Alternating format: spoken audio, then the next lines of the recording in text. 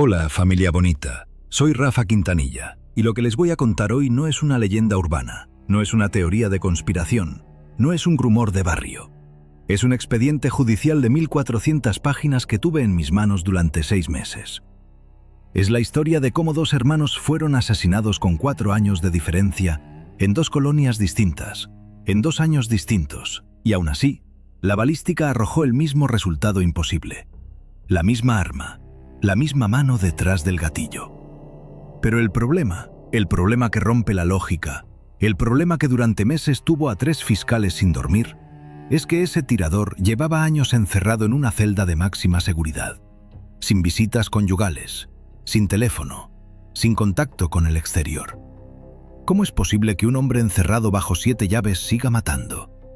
¿Cómo se transmite una orden de muerte desde una celda de 3 por 2 metros hasta una calle de San Salvador a 60 kilómetros de distancia? Esa pregunta, familia, es la que abría una de las investigaciones más perturbadoras que ha vivido Centroamérica en los últimos 20 años. Y la respuesta, cuando la encuentren, los va a enfermar, porque no fue magia, no fue un fantasma. Fueron hombres con corbata, con título universitario, con código de ética profesional colgado en la pared de su oficina. Hombres a los que ustedes habrían confiado el caso de su madre, el divorcio de su hermana, la herencia de su padre. Pónganse cómodos, porque esto va a doler. Era jueves, 16 de agosto de 2018, cuando Edwin Flores Hernández salió de su casa en la colonia Zacamil, en la zona norte de San Salvador, para ir a la panadería de la esquina. Tenía 27 años. Trabajaba como ayudante en un taller mecánico.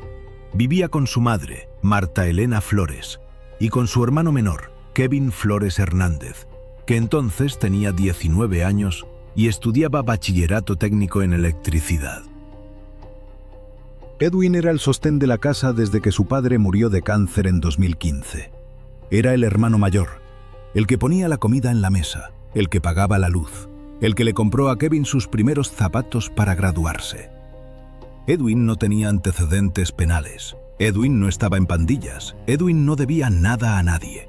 Edwin solo quería comprar 2 panes franceses y una bolsa de leche para el desayuno del día siguiente. A las 7:20 de la noche, según los testigos, 2 hombres jóvenes con gorra y mascarilla lo interceptaron a media cuadra de la panadería. Le dispararon 5 veces. 5 impactos, 3 en el pecho, 2 en el rostro. Edwin Flores murió antes de que llegara la ambulancia. Su madre, Marta Elena, lo encontró en la morgue del Hospital Rosales a las 11 de la noche. Le levantaron la sábana. Ella miró el rostro destrozado de su hijo mayor durante exactamente 11 segundos. Después se desmayó. Cuando despertó, lo primero que dijo fue una frase que años después se volvería emblema. Yo lo crié para enterrarlo a los 80, no para enterrarlo a los 27. El caso de Edwin Flores quedó archivado como un homicidio común atribuido a la pandilla que dominaba la colonia Zacamil. La fiscalía dijo que probablemente fue una confusión, que probablemente lo confundieron con otra persona, que la pandilla nunca admitiría haberse equivocado. Marta Elena no aceptó esa versión. Marta Elena empezó a tocar puertas. Fue a la fiscalía 5 veces. Llamó a la policía 7. Escribió a 3 diputados. Nadie le respondió. El expediente de Edwin Flores Hernández se quedó dormido en una gaveta polvorienta del Juzgado Tercero de Paz de San Salvador. Pasaron meses. Pasó 1 año. Pasaron 2. Pasaron 3. Pasaron 4. Y en ese tiempo, Kevin Flores, el hermano menor, hizo algo que cambió el destino de toda la familia. A los 22 años, Kevin se inscribió como voluntario en un programa estatal de prevención de violencia juvenil llamado Caminos por la Paz. Iba a las colonias más peligrosas, hablaba con jóvenes en riesgo, les contaba la historia de su hermano. Les decía, si yo, que perdí a mi hermano por una bala perdida o por una orden de un pandillero borracho, sigo creyendo que se puede salir, ustedes también pueden. Kevin se volvió una figura conocida en la comunidad. Salió en 2 reportajes de televisión. Una organización internacional le dio un reconocimiento. Y eso, familia, Eso fue su sentencia de muerte. Era miércoles, 9 de noviembre de 2022, cuando Kevin Flores Hernández bajó del microbús Ruta 42 a las 6:40 de la tarde en la parada cercana a la colonia Santa Lucía. Había terminado un taller con adolescentes. Llevaba en la mano una mochila negra con folletos del programa, un termo de café vacío y un cuaderno con notas para la siguiente semana. Caminaba hacia la casa de su madre cuando dos hombres jóvenes, en motocicleta, se acercaron por la espalda. Le dispararon 5 veces, 3 en el pecho, 2 en el rostro. Exactamente la misma secuencia que 4 años antes había acabado con la vida de su hermano. Kevin murió en la acera, a 30 metros del portón de su casa. Marta Elena Flores escuchó los disparos desde la cocina. Estaba haciendo pupusas.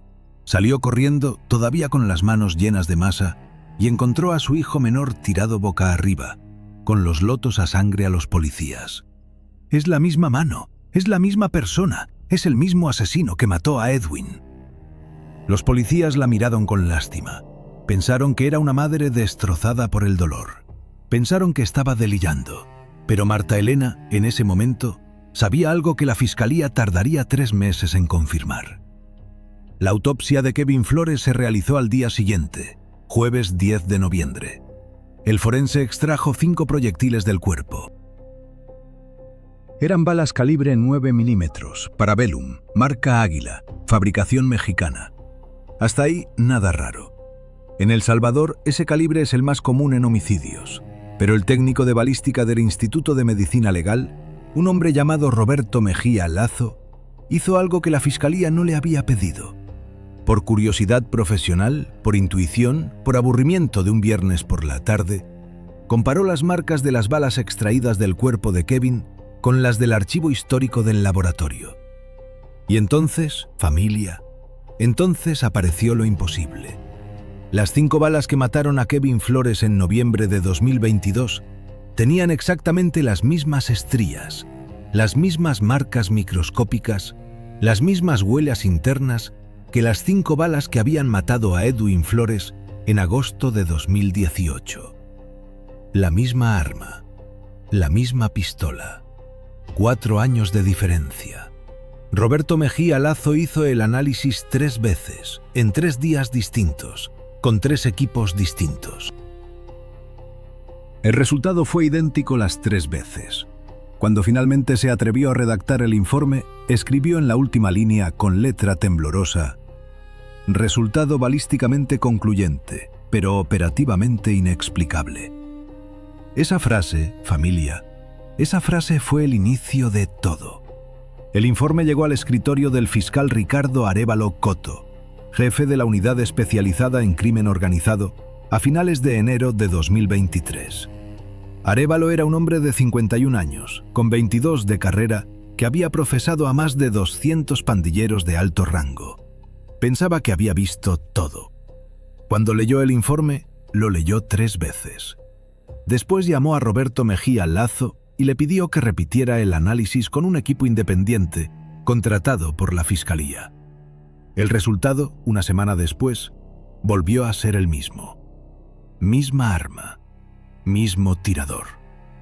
4 años. La pregunta entonces se volvió la pregunta central de toda la investigación. ¿Quién había disparado esa pistola? Arévalo y su equipo cruzaron la balística con todos los homicidios sin resolver de los últimos 10 años en el área metropolitana de San Salvador. Encontraron algo que les heló la sangre. La misma arma había sido usada en, atención, no era solo 2 casos, eran 9. 9 homicidios entre 2015 y 2022. 9 víctimas.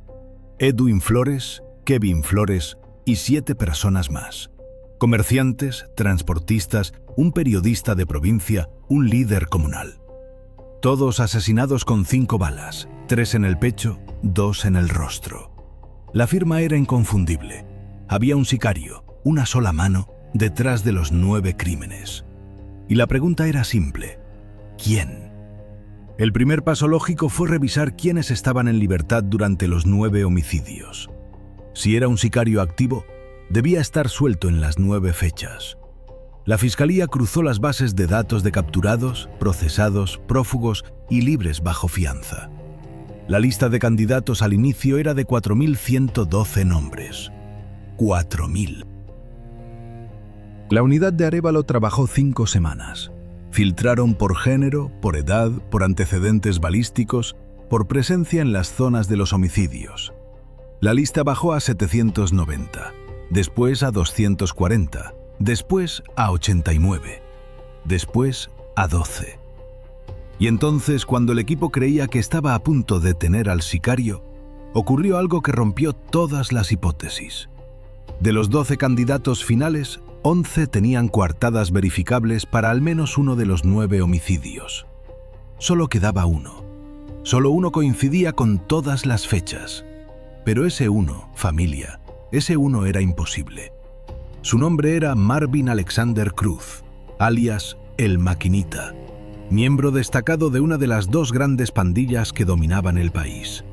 Y Marvin Cruz, atención, llevaba detenido desde el 14 de julio de 2015.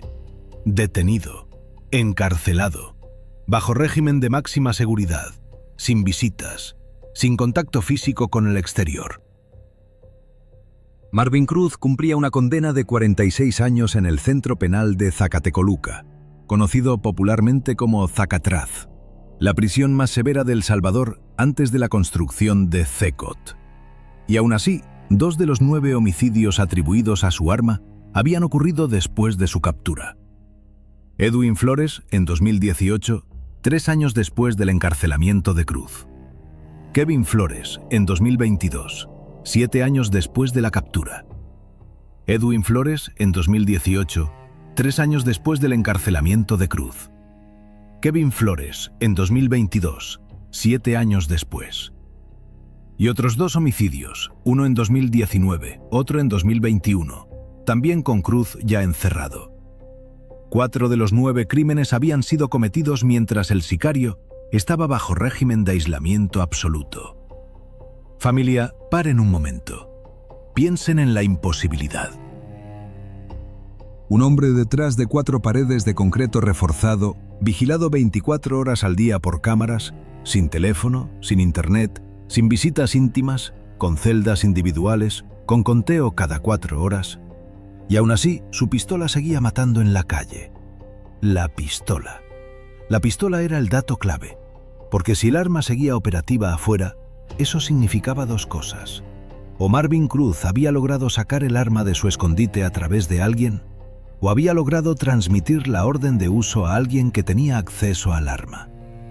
Y esa segunda hipótesis, fue la que abrió el infierno.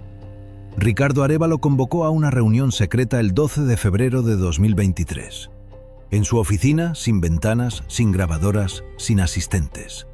Estaban él, 2 fiscales adjuntos, un comisionado de la Policía Civil y un investigador de inteligencia penitenciaria llamado Hugo Mendoza.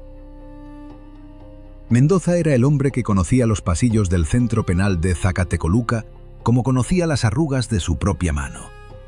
Llevaba 12 años trabajando dentro del sistema, y cuando Arévalo le explicó la hipótesis, Mendoza no se sorprendió.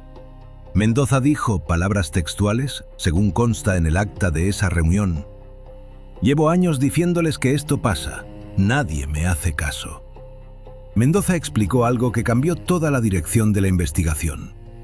Dentro de Zacatecoluca, los pandilleros de alto rango no podían recibir visitas familiares. No podían hablar por teléfono. No podían enviar cartas sin censura.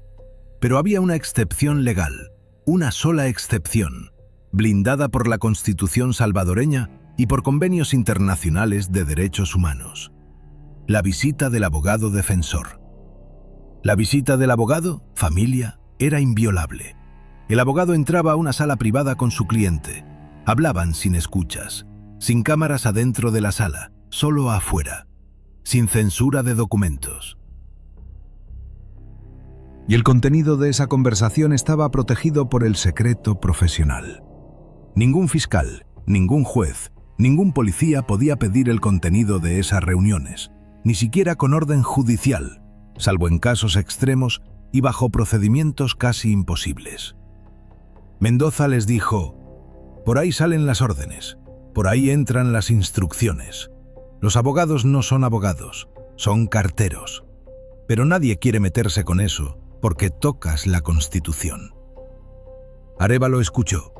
3 días después, el 15 de febrero de 2023, presentó ante el juez especializado en crimen organizado, magistrado Hernán Castaneda Rivera, una solicitud de medidas extraordinarias. Pidió autorización para auditar la totalidad de las visitas de abogados a Marvin Cruz durante los 8 años que llevaba preso. Pidió acceso a los registros de entrada y salida. Pidió las grabaciones de las cámaras del corredor exterior. Pidió la lista completa de abogados que habían firmado el libro de visitas. La solicitud era jurídicamente delicada. El juez Castaneda la rechazó en primera instancia, alegando que violaba el secreto profesional. Arévalo apeló. La Cámara de Segunda Instancia, después de 41 días de deliberación, autorizó solo una parte: el acceso a los registros de entrada y salida, sin tocar las grabaciones internas de las salas de visita. Era poco, pero era un comienzo. Cuando Arévalo recibió esa lista, en su escritorio aterrizó un documento de 1.400 páginas. Y en esas 1.400 páginas estaba, literalmente, el mapa de un cártel de despachos jurídicos. Marvin Cruz había recibido, en 8 años, 1.129 visitas de abogado. 1.129. Un promedio de 2 visitas y media por semana, todos los meses, todos los años, sin interrupción. Para un hombre con condena firme de 46 años, sin recursos pendientes, sin apelaciones activas durante la mayor parte del tiempo, era una cifra absolutamente irracional. Ningún cliente legítimo necesita 220 visitas anuales de su defensor. Y aún más extraño, las visitas no las hacía un solo abogado, las hacían 37 abogados distintos, rotando. Algunos firmaban una vez al mes, otros una vez cada 15 días. 3 de ellos firmaban con frecuencia muy alta: los abogados Edgar Romero Ventura, Luis Alfredo Sarabia Pineda y, atención, Diego Hernán Castaneda Jr. Diego Castaneda Jr., el sobrino del juez Hernán Castaneda Rivera. Sí, familia. El mismo magistrado que había estado deliberando sobre la solicitud de auditoría. El mismo juez que durante 41 días había bloqueado el acceso a las grabaciones. Su sobrino aparecía en la lista como uno de los 3 abogados más frecuentes en visitar al sicario imposible. Cuando Arévalo vio ese nombre en la página 643 del expediente, según contó después en una entrevista, cerró la carpeta, salió de su oficina, manejó hasta el Malecón de la Libertad y se quedó sentado mirando el mar durante 2 horas sin hablar con nadie. Sabía que había tocado algo demasiado grande. El 22 de marzo de 2023, Arévalo presentó la lista completa, con las 329 visitas de los 3 abogados sospechosos ante el fiscal general de la República. La fiscal general de ese momento era una mujer llamada María Consuelo Portillo, una jurista de 59 años, de carrera intachable, que había llegado al cargo 6 meses antes con el mandato de limpiar el sistema. Portillo leyó el expediente durante todo un fin de semana. El lunes 27 de marzo llamó a Arévalo a su despacho y le dijo: «Vamos hasta el final. Si tus sospechas son correctas, esto cambia el país. Si te equivocas, los 2 perdemos la carrera. ¿Estás seguro?». Arévalo respondió con una frase que después se haría famosa: «Estoy seguro de la balística. Lo demás lo construimos juntos». Esa misma semana, Portillo nombró un equipo especial de 6 fiscales y 12 investigadores. La operación recibió el nombre clave Operativo Carteros. Durante los siguientes 4 meses, el equipo trabajó en absoluto secreto. Intervinieron, con autorización judicial obtenida de un magistrado distinto al juez Castaneda, los teléfonos personales de los 3 abogados sospechosos.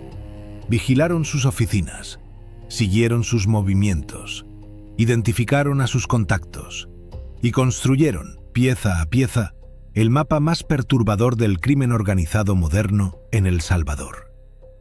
Lo que descubrieron fue lo siguiente. Los 37 abogados que visitaban a Marvin Cruz no eran todos cómplices. La mayoría eran defensores honestos que habían tenido un caso ocasional. Pero un núcleo central de 11 abogados, encabezados por los 3 principales, operaba como un sistema de mensajería profesional. Funcionaba así. Marvin Cruz, dentro de la celda, recibía instrucciones de la cúpula de su pandilla a través de un canal que el equipo nunca terminó de descifrar del todo, probablemente a través de cómplices entre el personal penitenciario. Cruz analizaba las órdenes y decidía a quién, cuándo y cómo se ejecutaba. Después codificaba la orden en un sistema simple pero efectivo. Combinaciones numéricas que parecían referencias a artículos del Código Penal, a fechas de audiencias, a números de expediente. Solicitar revisión del expediente 4217, artículo 345, audiencia del 9. Significaba matar al objetivo 4217 en la zona 345 el día 9. El abogado de visita escribía la cifra en su cuaderno legal dentro de un texto que parecía un escrito jurídico legítimo. Salía de la cárcel y entregaba el cuaderno a un mensajero secundario que lo llevaba al sicario que tenía físicamente la pistola. Esa pistola, la pistola de las 5 balas, había sido escondida 8 años antes en un compartimiento secreto de una casa abandonada en la colonia Modelo, a 60 kilómetros de Zacatecoluca, y solo 4 personas en todo el país sabían dónde estaba. 3 de esas 4 personas recibían las órdenes a través de los abogados carteros, y entre 2015 y 2022 esa pistola había salido del escondite 9 veces. 9 órdenes, 9 homicidios. Edwin Flores, Kevin Flores, 7 personas más. ¿Por qué los Flores? La pregunta atormentaba a Arévalo. Ni Edwin ni Kevin tenían vínculos con pandillas. Ni Edwin ni Kevin habían declarado en juicios. Ni Edwin ni Kevin debían dinero. La respuesta apareció en un cuaderno decomisado en el allanamiento del despacho de Diego Castaneda Jr., ejecutado a las 4 de la madrugada del 9 de agosto de 2023. En ese cuaderno, en la página 87, había una anotación de febrero de 2018. Decía textualmente: solicitar al cliente revisión del caso del padre Flores, expediente 2015-472. El cliente debe el favor. El padre Flores. El padre de Edwin y Kevin. Recordemos, el padre, José Antonio Flores, había muerto de cáncer en 2015, según la versión que conocía la familia. La versión oficial. Pero el equipo de Arévalo, al cruzar bases de datos, descubrió otra realidad. José Antonio Flores había trabajado entre 2010 y 2014 como contador en una empresa de transporte de carga propiedad de un primo de Marvin Cruz. Esa empresa lavaba dinero de la pandilla. José Antonio había descubierto las irregularidades, había amenazado con denunciarlas y había muerto, oficialmente de cáncer. Pero el equipo encontró, en archivos médicos retenidos por una clínica privada, evidencia de envenenamiento crónico con metales pesados. José Antonio Flores había sido asesinado lentamente, durante meses, con tóxicos en la comida. La pandilla había decidido no dejar testigos colaterales.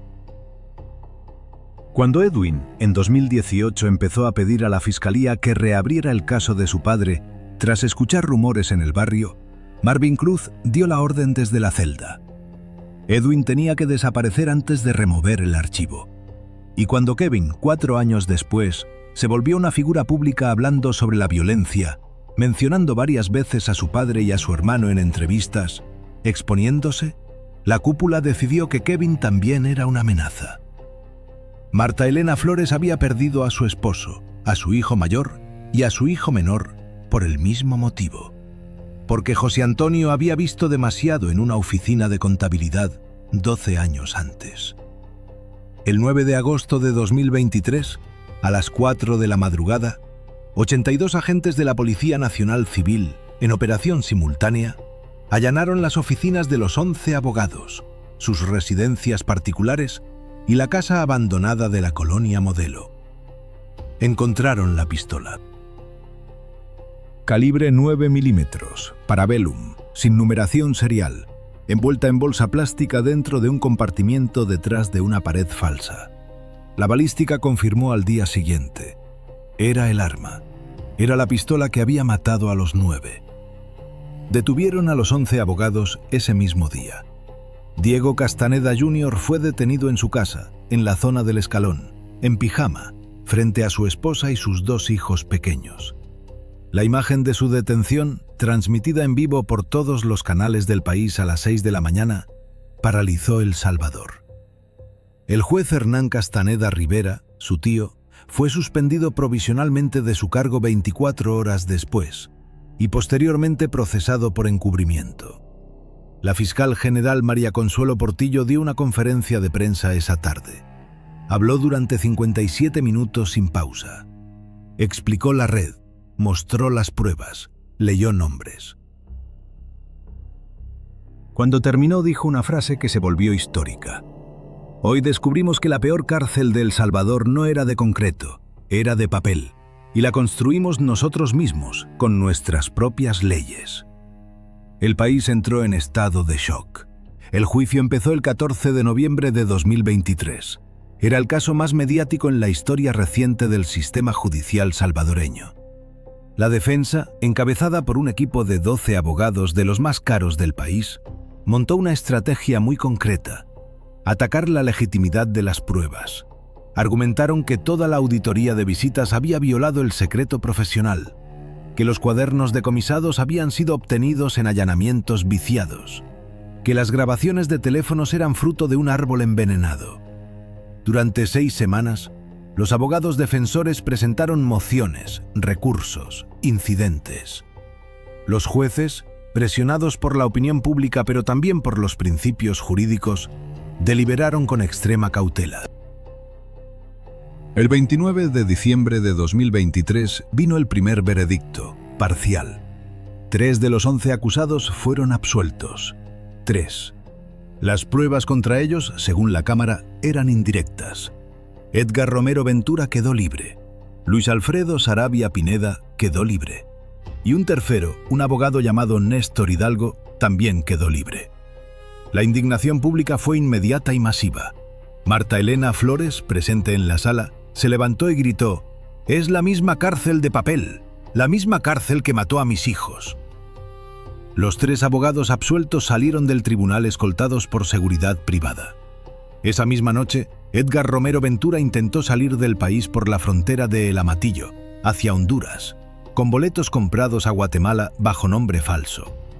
Fue detenido por agentes migratorios, alertados por la Fiscalía minutos antes. Los otros 2 absueltos quedaron bajo restricción migratoria. María Consuelo Portillo no aceptó la absolución. Presentó el 4 de enero de 2024 una solicitud de revisión basada en una prueba que la Fiscalía había guardado deliberadamente para el momento decisivo. Era un vídeo de 47 segundos. Durante 3 meses, en secreto, la inteligencia penitenciaria de Hugo Mendoza había logrado instalar, con autorización extraordinaria de la Sala de lo Constitucional, una cámara oculta en el techo de la sala de visitas número 4 de Zacatecoluca, la sala que usaba sistemáticamente Diego Castaneda Jr. La cámara grababa solo audio comprimido y vídeo sin sonido, durante visitas específicas autorizadas por orden judicial. El 20 de junio de 2023, 2 meses antes de los allanamientos, la cámara captó algo decisivo. En el vídeo se ve a Diego Castaneda Jr. sentado frente a Marvin Cruz. Cruz le habla durante 12 minutos, pero el audio comprimido es ininteligible. Después, en el segundo 34 del minuto 8, Castaneda Jr. se voltea, mira directamente a la cámara que cree que está apagada y dice en voz alta, perfectamente clara, una frase que la Fiscalía había mantenido en absoluto secreto. «Tranquilo, jefe. Mañana al mediodía está hecho. La pistola sale del clavo». Esa frase, familia, esa frase de 12 palabras, derrumbó toda la estrategia de la defensa. El 22 de enero de 2024, la Sala de lo Penal anuló la absolución y ordenó un juicio nuevo. El nuevo juicio empezó el 4 de marzo. Esta vez, con el vídeo como prueba central, no hubo debate. El veredicto, leído el 12 de marzo de 2024, fue contundente. Los 11 abogados, fueron declarados culpables de participación en organización criminal, complicidad en homicidio agravado y obstrucción de la justicia. Diego Castaneda Jr. recibió 25 años. Edgar Romero Ventura, 25 años. Luis Alfredo Sarabia Pineda, 25 años. Los demás entre 18 y 22 años. Marvin Cruz, el sicario imposible, recibió una condena adicional de 70 años por los 9 homicidios, sumados a los 46 que ya cumplía. 116 años en total. Iba a morir en prisión, sin posibilidad de salir nunca. Marta Elena Flores escuchó el veredicto sentada en la primera fila. No lloró, no habló. Cuando salió del tribunal, los periodistas le pusieron 30 micrófonos delante. Ella respondió con una sola frase: me devolvieron la justicia, pero nunca me van a devolver a mis hijos. Y yo voy a seguir luchando para que ninguna otra madre tenga que pasar por esto. 5 semanas después, fundó la organización Madres por la Verdad, un colectivo de familiares de víctimas que exige reformas profundas al sistema penitenciario y judicial. La organización tiene hoy más de 3.000 afiliadas en todo el país. Y la pregunta más perturbadora de toda la investigación, la pregunta que hizo el equipo de Arévalo cuando cerró el expediente fue: si una pandilla, durante 8 años, logró asesinar a 9 personas a través de abogados carteros, ¿cuántas otras redes similares habrá habido y habrá todavía? ¿Cuántas órdenes salieron durante décadas por las salas de visita protegidas por el secreto profesional? Esa pregunta, familia, fue la que dio origen a una decisión política que cambió el país para siempre.